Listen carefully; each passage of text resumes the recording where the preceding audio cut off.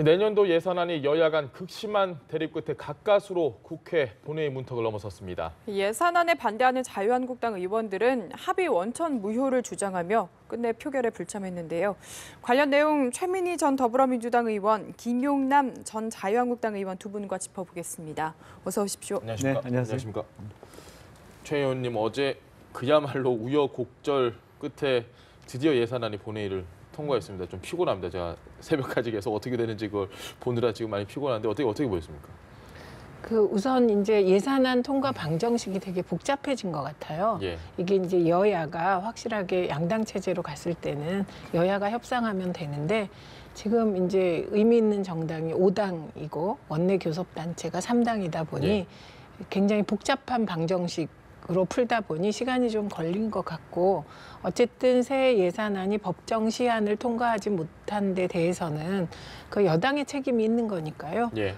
그 부분은 다들 송구하게 생각하지 않을까 싶습니다. 그런데 내용을 보면 이번엔 이상하게 자유한국당이 민주당을 많이 도와준 것 같아요. 특히 법인세 같은 경우는 꼭 그렇다고 얘기할 수는 없지만 만약에 자유한국당이 들어와서 같이 표결했다면 예. 진짜 큰일 날 뻔했어요. 민주당 입장에서는. 예. 근데 보이콧함으로써 이제 예산 부수 법안이 다 통과될 수 있었던 것 같아서 이거는 민주당은 선방했고 자유한국당이 전략의 차질을 빚으면서 결과적으로는 여당을 도와준 그런 꼴이 된 것 같습니다. 그리고 국민의당의 경우는 이제 미래와 현실을 놓고 갈등하다가 예. 미래는 바른 정당과의 통합이나 연대고 현실은 예산안을 통해서 얻을 수 있는 현실적 이득인데 미래와 현실을 놓고 역시 현실을 택하지 않았나 싶습니다. 알겠습니다. 네, 뭔가 가정이긴 하지만 법인세 문제도 언급을 네. 해주셨고요. 자유한국당으로서는 뭔가 뼈아픈 부분이 있지 않을까 싶어요. 뭐 말 그대로 뼈 아프죠. 그리고 소위 얘기하는 국회 선진화법이 저는 그전부터 이 법은 잘못 만들었다고 생각을 하고 있었고 현역으로 있을 때도 그런 주장을 계속 당내에서 했습니다만 다시 한번 문제점을 노출시킨 게 증세와 관련해서 세금을 늘리는 법안을 이렇게 쉽게 처리하는 나라는 없습니다. 그러니까 이게 예산 부수 법안으로 그냥 지정이 되면 예. 예산안과 함께 본회의장으로 올라오니까 이게 각 상임위 단계에 충분한 어떤 검토나 연구 없이 그냥 본회의장으로 바로 올라오는 구조거든요. 예.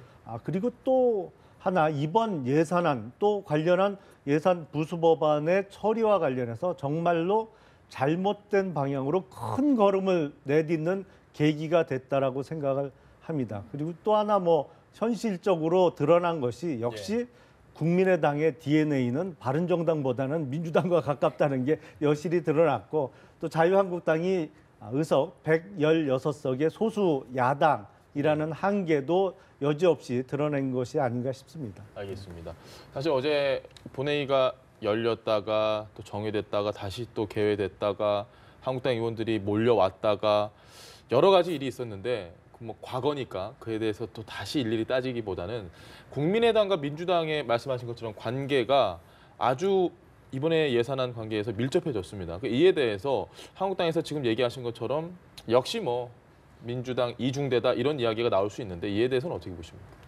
그러니까 우선 바른정당과 국민의당이 연대와 통합을 하겠다고 하고 있잖아요. 예. 그런데 바른정당은 자유한국당에서 박근혜 대통령에 대한 태도 문제로 나간 거.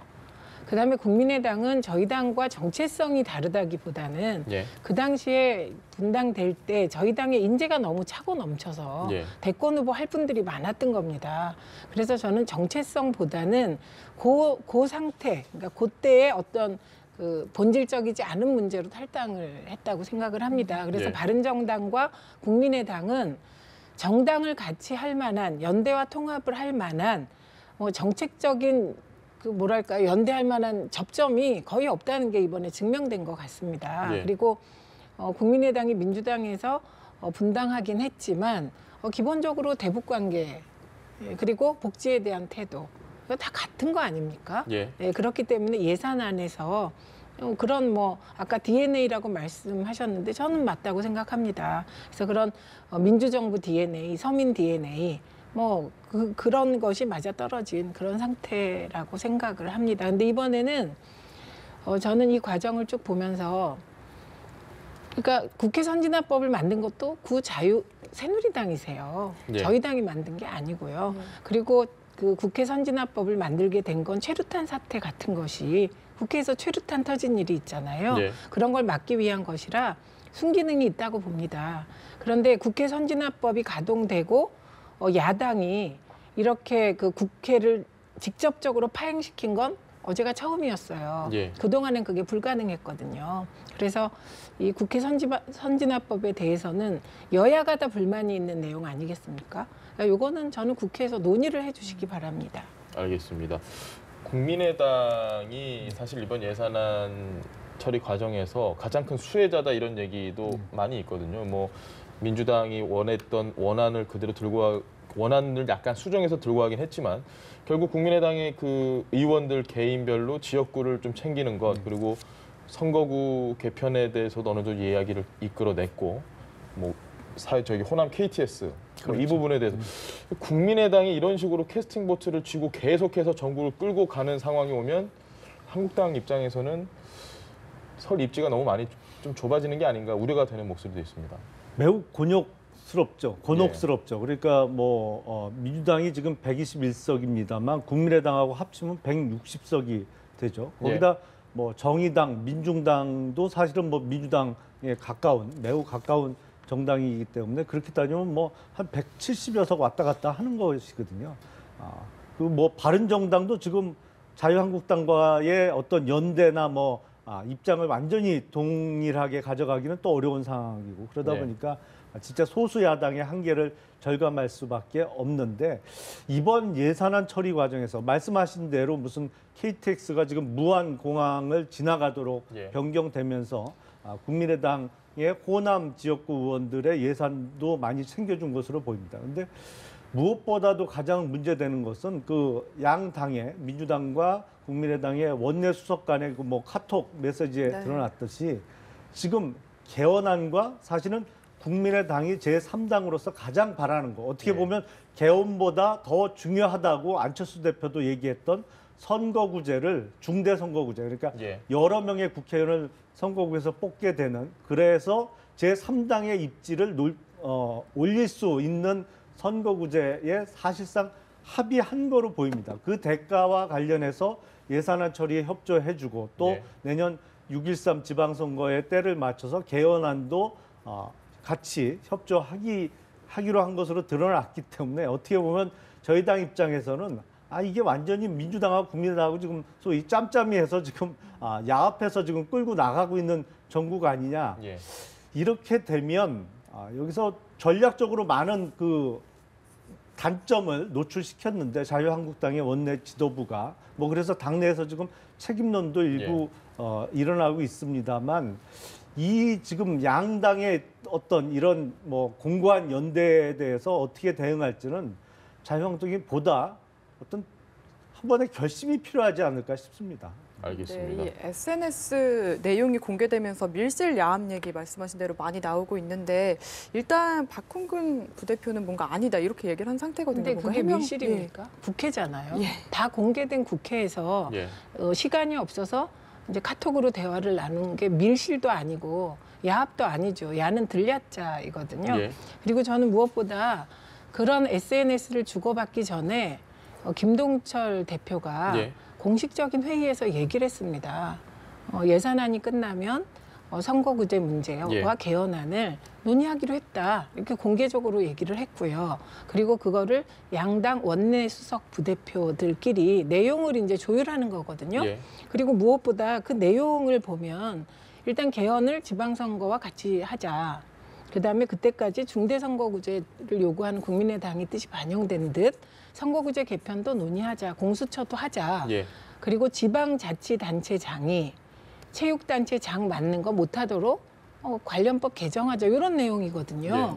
무슨 쪽지 예산 너 얼마 가져라 이게 아니라 그 주고받은 내용이 굉장히 건전한 내용이고 토론해야 될 내용, 정책적인 내용이거든요. 그거를 야합이라고 하면 저는 공감이 잘 가지 않습니다. 그리고 가장 중요한 건 선거구제 개편, 그게 이제 중대 선거구제든 아니면 정당 명부식 비례대표제를 합하는 것이든 지금 의미 있는 5당 중에 반대하는 건 자유한국당뿐이에요.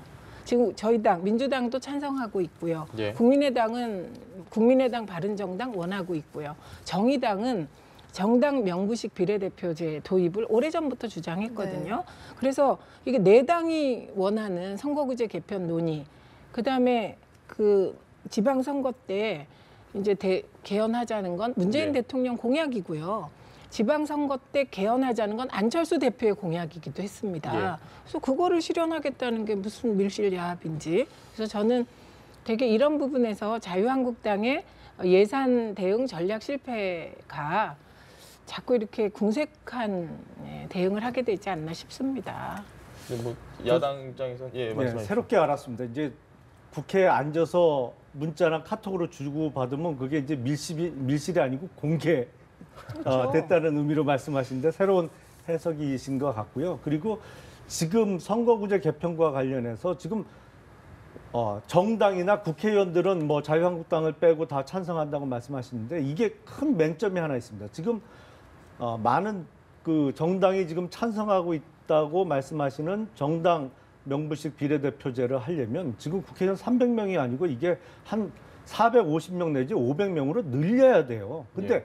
그거를 국회의원을 300명에서 500명까지 늘리는 안에 대해서 지금 만약에 국민들이 아신다면 이걸 찬성할 국민들이 몇 %나 될지 의문입니다. 그래서 이게 사실은 의원들끼리 짬짬이 내진 야합이라고 말씀을 드리는 것이거든요. 그리고 선거구제, 중대선거구제는 지극히 선거공학적인 문제죠. 사실은 각 정당의 입장과 국회의원 개개인의 자신의 지역구를 둘러싼 그 상황과 관련해서 대단히 어떤 개인의 이익 내지는 선거공학적인 문제라 선거구제의 개편이 그렇게 대의명분이 있다라고는 전혀 생각하지 않습니다. 그렇지 않습니다. 이게 좀 예. 정치인들이 솔직해야 돼요. 자유한국당이 중대선거구제나 정당 명부식 비례대표제를 반대하는 게 국민들이 반대하시기 때문이 아니죠. 그 결과가 보수 야당에게 불리할 수 있다. 그 지역구도를 그 커다란 지역구도를 선점해온 자유한국당에게 불리하기 때문이고요. 이걸 국민들이 다 아십니다. 그리고 중대선거구제가 정치공학이다. 그 정치공학 아닌 정치가 어디 있습니까? 그 정치공학이 과연 국민에게 복무하느냐 아니면 정치인들에게만 이득이냐, 이게 문제라고 생각을 하고요. 예. 정당 명부식 비례대표제를 서양이나 선진국이 하던 식으로 하면 의원 정수를 늘려야 돼요. 근데 그 말엔 또 무슨 함정이 있냐면 지역구는 절대로 줄일 수 없다는 지역구 의원들의 이기주의가 포함되어 있는 겁니다. 우리나라의 경우는. 예. 예, 지역구 줄이고 비례대표 왕창 늘리면 됩니다. 국민의 뜻은 이거거든요. 전문성 있는 비례대표를 늘려라. 그리고 세비도 좀 일 열심히 안 하면 줄여라. 이런 거거든요. 그래서 국민의 뜻에 따라서 가면 저는 선거구제 개편은 해야 될 것 같습니다. 글쎄 알겠습니다. 비례대표를 왕창 늘리려는 게 국민의 뜻인지는 전혀 동의하기가 어렵고 현실적으로 지금 우리나라 국회에서 선거구제를 개편하면서 지역구를 왕창 줄이는 게 현실적으로 가능하겠습니까? 그러니까 그게 지금 20대 국회에 들어가 있는 국회의원들이 그걸 하겠나요? 그건 현실적으로 뭐 불가능한 얘기가 아닌가 싶습니다. 알겠습니다. 일단 그 부분은 그쵸. 나중에 쟁점이 논의가 아니죠. 되고 충분히 개헌특위에서 또 논의를 많이 할 테니 그때 가서 다시 한번 얘기를 하고 일단 현상 먼저 이야기를 하겠습니다. 복지와 일자리와 관련된 예산은 줄었습니다. 대신에 문재인 정부에서 크게 줄이겠다고 마음먹었던 사회 간접자본 SOC 예산은 큰 폭으로 늘었습니다. 1조 넘게. 준 건 1조 넘게 줄고 또 늘어난 건 1조 넘게 늘어났다. 그래서 이런 걸 보고 또 이 국회의원들이 너무 지역구 챙기기에 나선 게 아니냐. 분명히 비판의 목소리도 많이 있는데 어떻게 보십니까? 요거 조금 지금 줄어든 게 1,500억 정도 있죠. 그렇게 많이 안 줄었습니다. 수치를 보면. 복지와 일자리 관련 예산. 그러니까 전체적으로 볼 예, 때는 예, 예. 많이 안 줄었고요. 그래서 이제 자유한국당이 이번에 전략을 잘못 짰다는 얘기가 계속 나오는 겁니다. 처음에는 이제 몇 조 줄이겠다고 하셨는데 줄인 양도 적은 거예요. 그다음에 이게 이제 쪽지 예산 건인데요.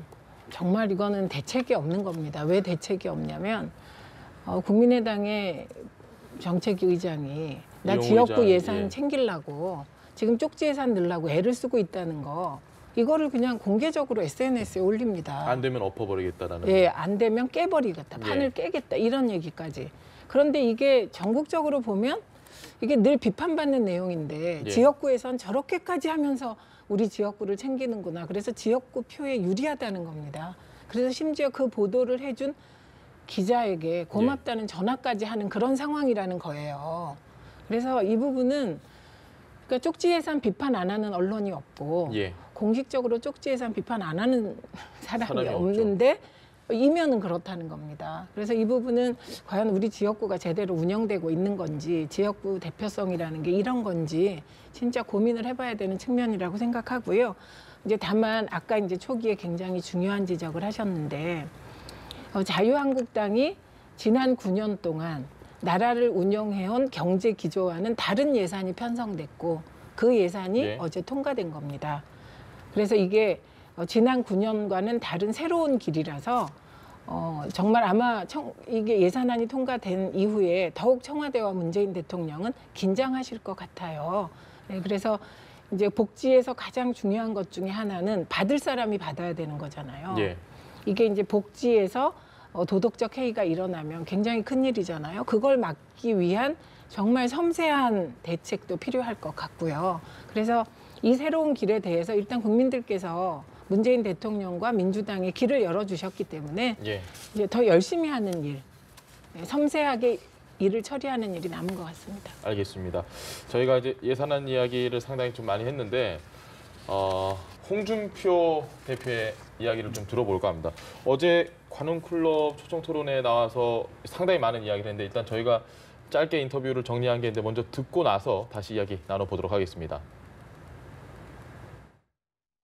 자신 없으면 그럼 전대협에서 전향을 했다. 그리고 우린 친북 좌파가 아니다. 그렇게 선언을 하든지. 그것도 안 하고 대답도 안 하고 있다가 색깔론이라고 그렇게 역공하는 것도 옳지 않다. 이 말이에요. 자유한국당은 반북 우파 정당입니까? 우리는 반북이 아니고 북을 반대할 이유는 없어요. 그냥 보수 우파 정당이지. 북은 통일의 대상입니다. 남북 통일의 대상입니다. 대통령이 할 일이 없어서 사이버 댓글 받아라고 그 지시했겠습니까? 나는 그게 무슨 국가를 흔드는 범죄도 아니고 그 사이버 댓글 몇 개 가지고 대통령 소환한다. 내가 그 이야기 듣고 참 기가 막힌 나라다. 네, 당내 특정 인사를 겨냥해서 한 말 아니냐, 특정 계파를 겨냥해서 한 말 아니냐, 뭐 이런 얘기가 있지 않습니까? 암덩어리 님이라고 하면 품격이 있습니까? 제가 그래도 대학 졸업하고 사법시험 되고 검사했고 국회의원 내보냈고 지사도 보냈고 대통령 후보까지 했는데 품격 웃는 거래 이야기하는 거는 참 내가 어이가 없다. 이젠 흠잡을 게 없으니까 품격까지도 흠잡는구나. 내가 그런 생각을 했습니다. 네, 지금 홍준표 대표의 발언을 들었는데 참 중간에 그 암덩어리 님이라는 이야기에 저희가 다 같이 좀 웃었는데 일단 어떻게 좀 평가를 할 수 있을까요? 많은 이야기가 있었습니다. 큰 틀에서는 맞는 얘기가 아닌가 싶습니다. 지금 화면에는 안 나왔습니다만 예. 지금 문재인 정부의 어떤 역주행, 낮에는 제가 보기엔 지금 국가 권력이 너무 급격히 비대화되고 있거든요. 예. 그래서 이런 문제, 아무래도 그러다 보니까 개인이나 기업의 자유와 권리가 침해될 수밖에 없는 상황, 그 방향으로 앞으로 계속 나가겠다는 것이기 때문에 그런 부분에 대한 문제점의 제시 내지는 그리고 또 1980년대에 소위 학생운동권 내에서 소위 주사파 학생운동을 했던 예. NL 계열이라고 하는 사람들이 보였던 행태를 너무나도 잘 알고 있거든요. 진짜 문제가 많고 잘못된 생각을 갖고 있었던 것은 틀림없습니다. 근데 그 출신들이 그러니까 홍준표 대표가 얘기하는 것은 자기 고백 내지는 옛날의 내가 아니다. 잘못된 것을 깨닫고 지난 날에 대해서는 반성을 하고 앞으로의 내 그 어떤 정치 행보가 됐던 나의 정치 철학은 학생운동권 때 잘못 빠졌던 그 김일성주의하고는 전혀 상관이 없다라는 선언이라도 한번 해야 좀 믿어줄 수 있는 거 아니냐 이런 말이거든요. 그래서 큰 틀에서는 맞는 얘기고 다만 품격과 관련해서 얘기는 뭐 그거는 암덩어리 님과 관련 같은 멘트는 그냥 홍준표 대표의 순발력이 아닌가 싶습니다. 알겠습니다. 한번 평가를 좀 해주시죠. 그러니까 저는 이제 보수와 진보가 있다고 하면 이 구분이 모호하긴 합니다. 이제는 이게 이념의 시대가 끝나서. 예. 그런데 진보도 보수도 결국 국민을 바라보고 자기 정체성을 분명히 해가야 될 것 같아요. 그리고 그게 미래지향적이었으면 좋겠는데 지금 말씀하시는 게 80년대 얘기하고 계시잖아요. 그래서 저는 80년대 얘기를 지금 할 계제인가 이런 생각이 들고요. 예. 그다음에 뭐 저 학생 운동한 거 맞습니다. 그리고 북한에 대한 정보가 통제되어 있던 상황이라 북한은 어떤 나라일까 호기심도 있었습니다. 근데 이제 저는 79학번이다 보니 예. 북한에 대해서 뭐 그런 좋은 감정이 별로 없는 그런 세대이긴 합니다. 그런데 그런 이제 젊은 시절에 민주화 운동을 하면서 그 당시 워낙 전두환 그 권위주의 정권의 폭압이 심해서 그때야말로 인권이 유린되던 때이죠. 그래서 대안을 찾는 과정에서 대학생들이 주체 사상에 관심 가질 수 있다고 봅니다. 그런데 그랬던 80년대의 청년들이 이제 50살이 넘었습니다. 예. 그리고 그 50살이 넘은 청년들이 국회의원도 여러 번 했고 지역구에서 선택받은 거죠, 국민이.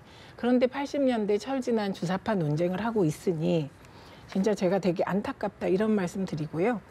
그다음에 국가 권력이 비대해졌다 이 말은 저는 무슨 말인지 잘 모르겠습니다. 그리고 개인이나 기업의 자유가 침해됐다는 건 또 무슨 뜻인지 모르겠습니다. 저는 이명박 박근혜 9년 동안 국가 권력이 국가 기관을 동원해서 예. 자행한 범죄 행위의 당사자들은 자유를 침해당하고 있는 게 아니라 그 죄를 수사받고 있고 예. 그 죄의 책임을 당연히 받아야 되지 않습니까? 책임을 묻는 과정이다. 이렇게 말씀드리고요. 그다음에 이게 이제 댓글 몇 개 가지고 이런 표현은 진짜 문제라고 생각을 합니다. 왜냐하면 그 원세훈 원장이 댓글로 국정원법 위반하고 현실정치 개입해서 법원에서 징역 4년, 그다음에 자격정지 4년 받았습니다. 예. 그러니까 저 말씀은 민주주의의 근간을 해치는 국정원의 이 현실정치 개입이 얼마나 문제가 되는 행위인지 이거야말로 국정농단인데 이 인식이 너무 약하다 이런 말씀 드리고요. 예. 근데 이제 저분은 되게 큰 장점이 있는 것 같아요. 근데 저렇게 좀 제가 보기에는 말도 안 되는 얘기를 하는데 이게 매력이 있어 보인다는 거죠. 네. 짧게 한번 마지막 이야기 한번 해주시죠. 글쎄요, 뭐 지금 자막에 얼핏 지나간 것 같은데 네. 홍준표 대표의 발언에 대해서 대부분은 동의를 하는데 어제 관훈 토론에서 했던 얘기, 좌파 광풍 시대가 오래가지 않을 것이다 예. 라는 말씀도 하셨는데 그 부분은 제가 동의하기 어렵습니다. 왜냐하면 오래 가나요?